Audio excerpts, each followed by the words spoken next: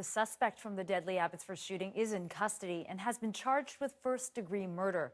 Oscar Arfmann is 65 years old and from Alberta. And tonight, we're hearing for the first time from his family, who say he struggled with mental illness. Our Tina Lovegreen has more on that part of the story. This is what we know. We know that he is 65 years old from Alberta.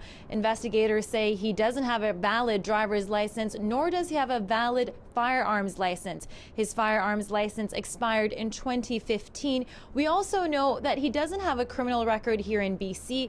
In Alberta, there was one charge of impaired driving. That dates back to 2016. His license was suspended for 1 year and he was fined $1,000. Now, we also know that he suffered injuries to his head and face from what the IIO says is a gunshot wound. And the IIO, of course, is involved because their office gets involved anytime someone is seriously injured or dies in a police-involved incident. Now, investigators say Arfmann is in hospital. He's alive. He's in custody, but they have yet to speak with him. And they're trying to retrace his steps to see what exactly he was doing in Abbotsford. A big part of why I'm here is that we need to know more about Mr. Arfmann and his movements leading up to the events yesterday.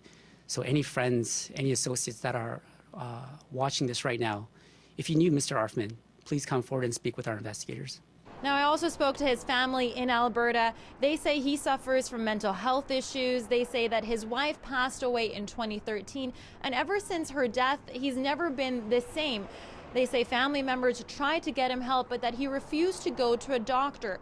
They told me that he underwent a mental health evaluation at a hospital in St. Paul, Alberta, but that he was let go a few days after that. They told me he had sold his property in Alberta and had decided to come to BC, and he had bought a motorhome and he was going to spend some time here.